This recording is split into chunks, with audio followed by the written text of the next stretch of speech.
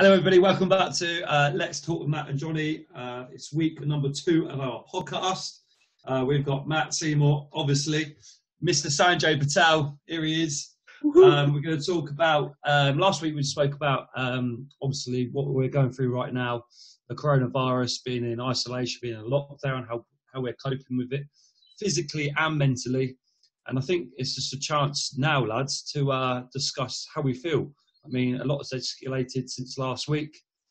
How long do we reckon this lockdown is going to go on for? What's the opinions or your thoughts on the people that are still going out, and NHS nurses thinking about leaving their jobs because all these people are out walking about in the parks and stuff. Is it fair? What's your thoughts? Yeah, I think it's. Again, there's, like I say, there's so much stuff going on at the moment. I think we've just got to try and do our bit. We try and, we've all got to try and just actually just stay at home, isolate. I think the whole kind of the being able to go out for an hour type thing, I think everyone is taking that opportunity, but also taking that opportunity and so many more people are doing it now, that actually these parks, people are still going to the park, people are still going for walks. I went for a run the other day and I was like, because the weather was nice, and I thought, okay, well, but there were so many people there. You're almost trying to avoid so many different people, and it's almost a bit like, actually, is this really worth it? Like, there's a lot of stuff that we should really be doing, and actually, I think the whole kind of going out and doing the exercise, I think we should actually probably stop doing that and actually just say to people, look, we need to stay at home. Yeah, I think that I was speaking to my dad today, and I said to him, I thought they were going to lock it the whole lockdown, so exercising from home from yesterday, if I'm honest. I think they've got to take some action very quickly. I really do. It's nuts. Yeah, I think it's the same. This is exactly what happened before they shut the pubs down. Even though they were saying avoid the pubs, people were still going to the pubs and restaurants and stuff like that. It's the same principles that have literally just been transferred over to, well, you can exercise once a day, but I'm going to exercise that and push that boundary a little bit more. I mean, quite frankly, boys, it's bonkers. Like, I went for a run yesterday, the weather was lovely, and there was these two ladies sitting down on this bench. And I was running, and I stopped, and I looked, and I was just like, I didn't say anything, because it's not my place to. The government deal with that, but I just looked at it, and I was like, anyone else could have been sat on there. There could have been multiple people sat on there throughout the day. They could have been touching something. They could have caught it themselves, then shared it with whoever they live with. It was just like, and they were right close to each other. And I was just like, it's bonkers. I do genuinely feel like we just need to go into full lockdown for people to actually realise. It's a shame. I don't want it to happen, obviously. Happen, mate. But I want all of us to come out of this, like, now. I went into Co-op yesterday, right? I went to Co-op down the road from us, and they were just letting everyone in. I mean, everyone was just barging into each other. No one cared. People were just going to the alcohol, just getting alcohol, queuing up.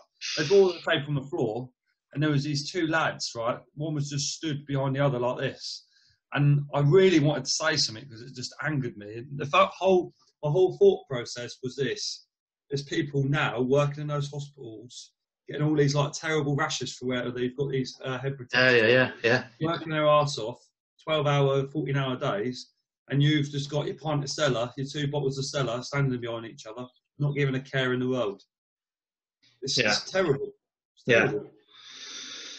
Yeah, it is. It's. I think the major supermarkets have actually probably got it right, but it's like these convenience stores that don't have the capacity to be able to probably, let's say, police it at the front door, and all of that. I think it's. These like I say, the co-ops or like I've got a Budgeons around the corner from me, and they're all the same. You can go and walk around. You can literally stand right next to somebody. Everything else, I went in there, and it was like almost 20 degrees outside. I was wearing gloves, like literally like woolen gloves, because I thought, actually, I don't want to touch stuff. I don't want to put myself and my girlfriend at risk because of somebody else's naivety. I want to try and get something so that we're able to eat and stuff, because we weren't like some of these other people buying all these, stockpiling and everything else and all this wasting food and stuff.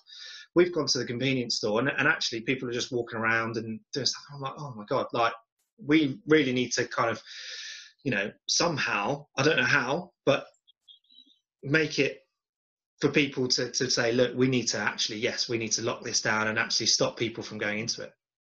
So I was talking to one of my mates in Dubai yesterday, and he said, we've gone on full lockdown. I said, what's full lockdown?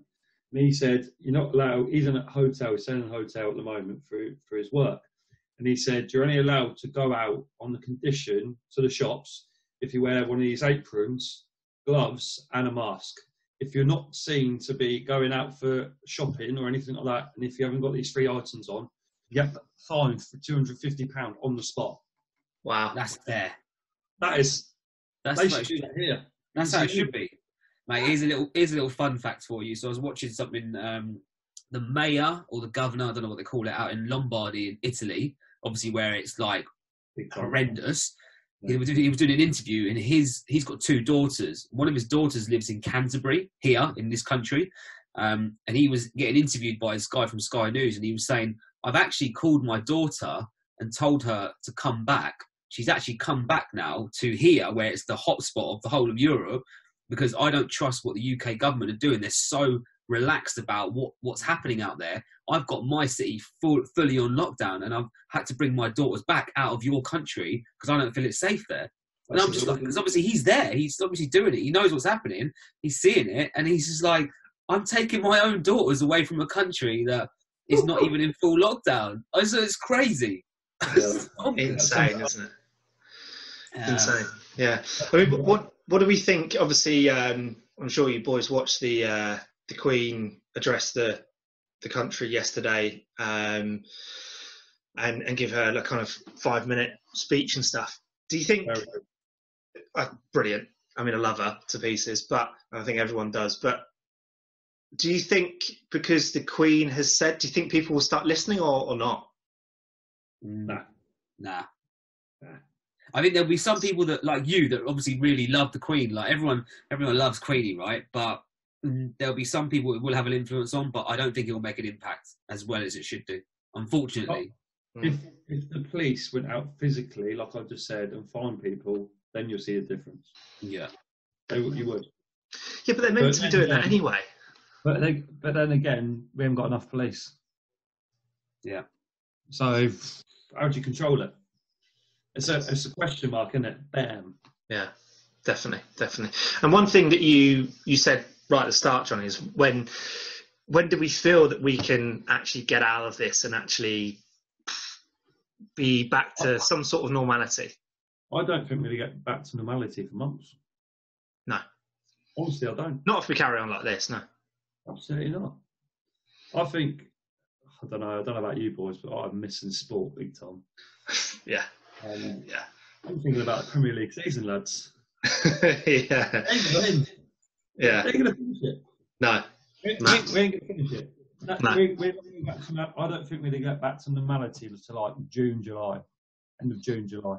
Yeah. It's going to be at least 3 months, isn't it? And you got to think that there's so many people that are working from home or people that have been furloughed and stuff that, you know, you got to think, okay, is this another 2-3 months of this? And have the government actually budgeted for it to go on for this long? You know, everyone's like, oh, you know, I'll get a 80% pay or whatever it is of my salary and things like that to a cap, obviously. But that was like a 3-month period. That ends literally at the end of May. So, but if we're going to go into July, that's almost another 2 months, an extra 2 months that the government haven't really thought of. Do we, you know, I think now there needs to be extreme measures to kind of bring it right down and say, actually, look, stop, everyone on lockdown for like a month. Just let it kind of go down, because you watch that curve, it's going up.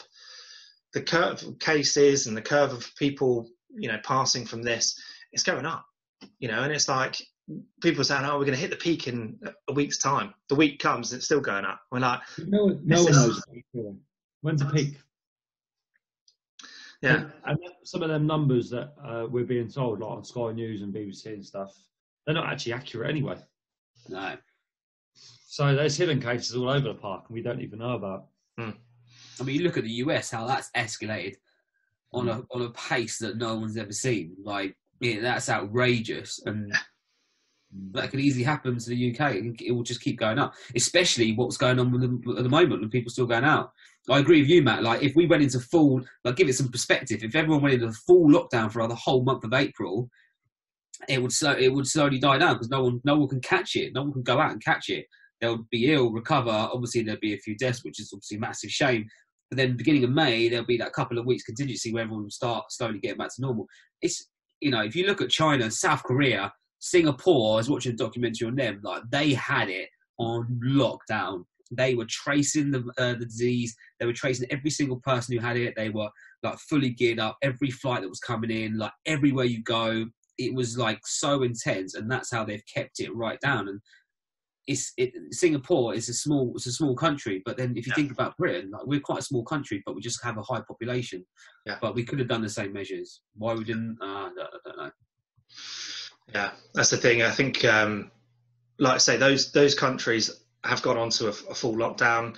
Companies are still trying to do what they can as much as possible. But I think realistically, if we don't, then these companies aren't able to do what they need to do as the normal day to day. I know from my side in working in production, it's nowhere near what we can do, and obviously what we're doing with our suppliers and stuff.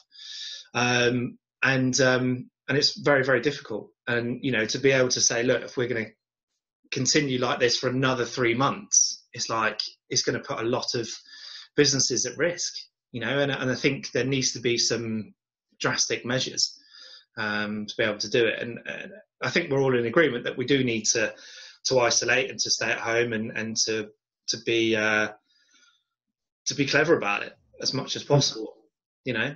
But what do we do about shopping? What do we do about food and drink and all that kind of stuff?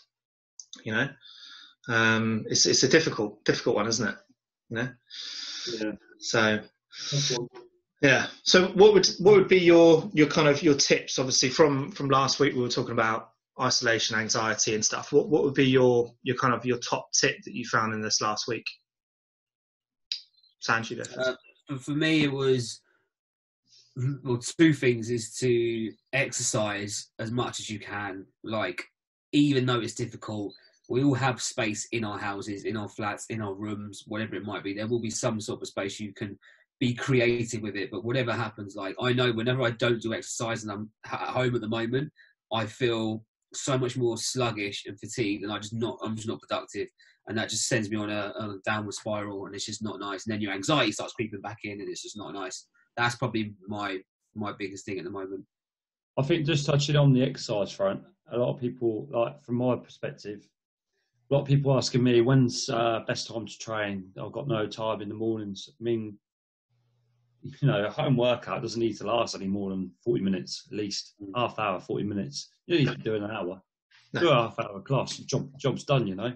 Yeah. And some people are doing early mornings and evenings just to keep this sane in the morning. I'll do a little 20 minutes. Is that all right? Is that not enough? What's that, mate? I do a little 20 minutes. A little 20-minute blast. I think exercise is a big one, right? But I'm going to say this. I think when the weather's good, as it is now, get outside in your back garden, get some vitamin D in you.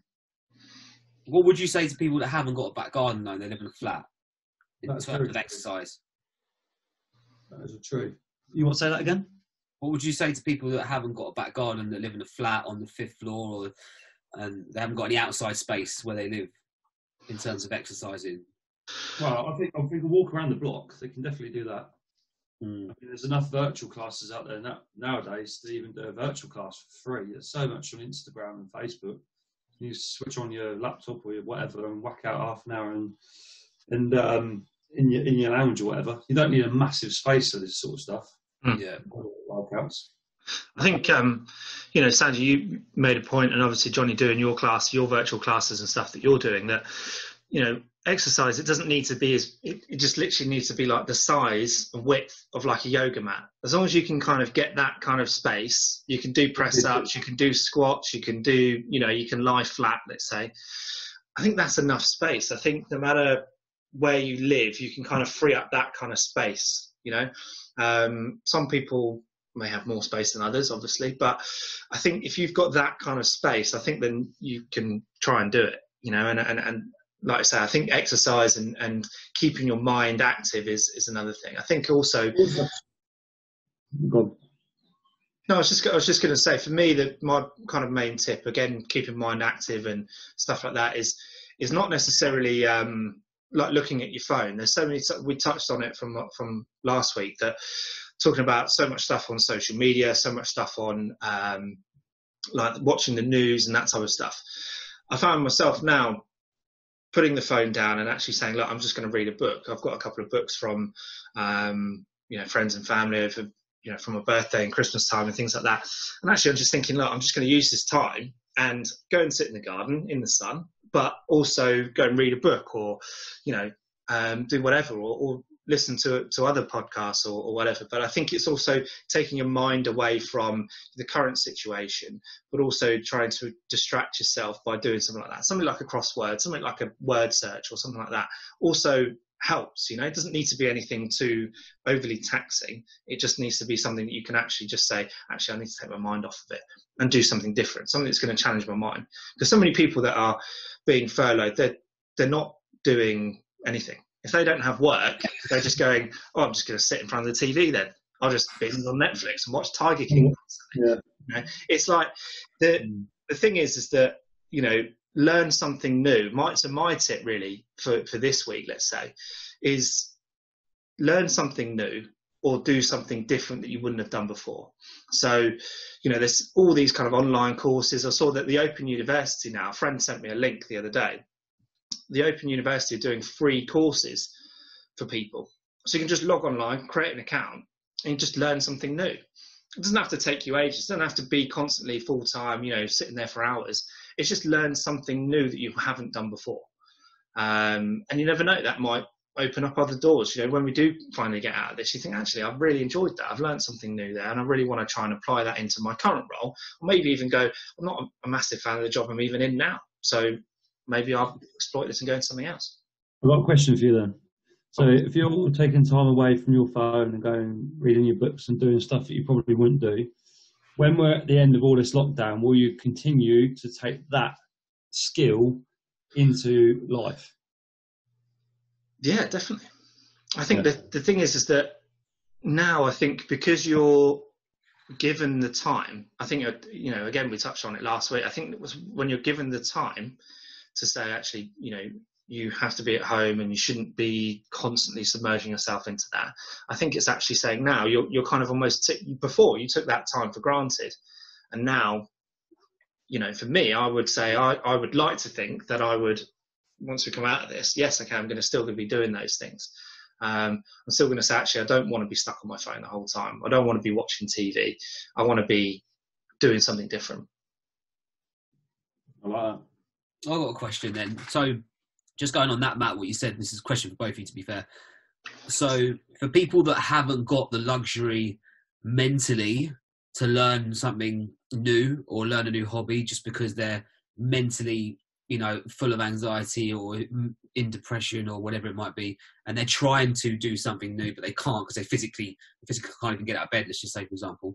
What would you say to those people, or what advice would you give to those people that are sitting at home, that are struggling mentally with mental health issues? That's a big question. That's a big question. You can open up massively, couldn't you? What would I say to someone in that situation? The thing is, personally, I find it really hard to. What would I say to them? Because there's a lot at the moment. The world is rife with it, and it's like the suicide rate has gone up. It has increased. It is increasing. So I think there is.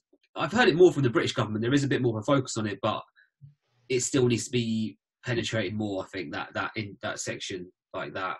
I think talking to people through like this or Facebook or on the phone, just hearing someone's voice, just surround yourself with different voices and just chat about different subjects maybe is probably what I would say. Definitely. I mean, not the phone to someone. There must be someone, surely. Definitely. Yeah, I totally agree. I think that's the thing. I think there's the main thing, and again, like we said before, about the main thing that why we put this podcast together is to try and, you know, help people through conversation, whether it's them listening to our conversation or it's whether they are having their own conversations outside of this. And I think that is the main thing. You know, find somebody or a group of people, whether it's family or a friend or whoever, that you can have those types of conversations with. You know, I think that, I mean, like I say, we have all these types of conversations all the time because we're very similar mentality.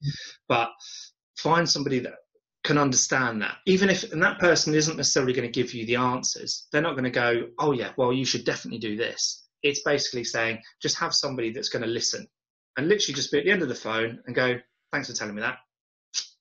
You know, speak to you tomorrow, that type of thing. It's the main thing is to just speak to someone, just literally have a conversation and just say, how are you doing? Because there's so many times where people will be dealing with their own issues, and sometimes they might not even know how to even communicate that. And that's absolutely fine, because there will be a time when that will come to the forefront of their mind, and they will be able to discuss that and will be able to say, actually, this is actually how I'm feeling. You know, so many people that will just go, oh, I'm fine. Yeah. Actually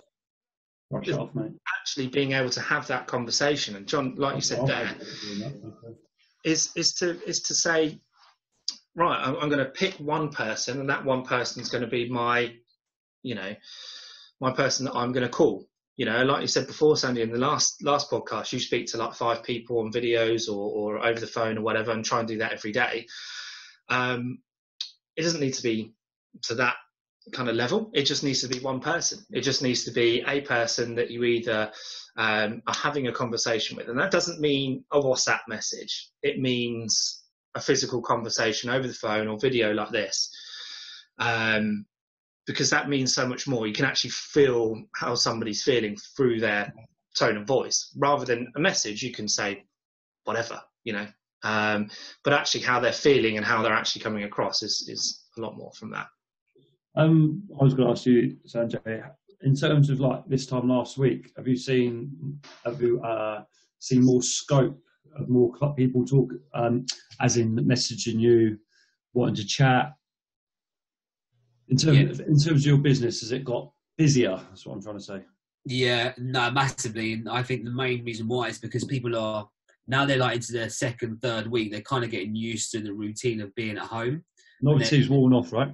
Exactly, yeah, exactly that. So the novelty's worn off, and they're being a bit more open about having a conversation now, whereas before they were a little bit like, oh, well, it's the first week at home, like, we're going to have a bit of fun, like, we're going to do this, it's going to be horrible, let's moan about it for a little bit. And now they're actually setting in like, okay, whoa, like, now I wanted to have a conversation, because they don't know how long it's going to last. Like, it's the uncertainty, isn't it? Which is good. And just going back to the mental health thing, Matt, what you were saying, like talking to someone right now in the world, there's no bigger opportunity for a broad range of people to be speaking. Everyone's pretty much sat at home. Like, there will be so many people, more so now than there is normally, to talk to if you are suffering. And all you need to do is just reach out. Even if it's reaching out via text to set up a call, I think that's just so important, and it can make a massive, massive difference. The opportunity is now. Definitely. Is there any just out of interest, any like virtual counselling or like, you know, like there's loads of it out. People that there's this app called Better Health or Better Help or something. I'm not too sure. I'll have a look. Where you can literally just sign up to this app and have virtual help. You can have messages with a therapist or a counsellor. I don't know exactly how it works. I haven't been on it. I'm not a therapist or a counsellor, but I've seen the adverts for it. People can reach out. So there's so many opportunities and so many different things out there at the moment. You just need to be able to go and find it. And I think that's super important, that if you're not willing to help yourself, you're going to struggle. But if you've just got that 1% of, I want to help myself, there is that opportunity out there now more than ever. Yeah, 100%. It's good, lads. Yeah, good. Nice one. I think that kind of rounds up our conversation that we had from last week and kind of putting into this week. So that's really, really good. And hopefully this is helping you guys at home. Let us know, drop us a message on Let's Talk with Matt and Johnny on our Instagram. Drop us a DM or however you want to do it. Just drop us a message, drop us a comment on any of our posts. Obviously, this will be going up as a podcast. Obviously, we'll be doing the vidcast out tomorrow as well. So let us know what you think. Drop us a message. Hopefully, you're all doing okay. Sending our love to you guys. Stay safe, isolate, and I know it's difficult, but just be there for loved ones when you can. Yeah, we just want to spread the love and message that we know it's difficult, but hopefully listening to these podcasts is definitely going to help you guys. All right, thanks for listening, and we'll see you guys next week.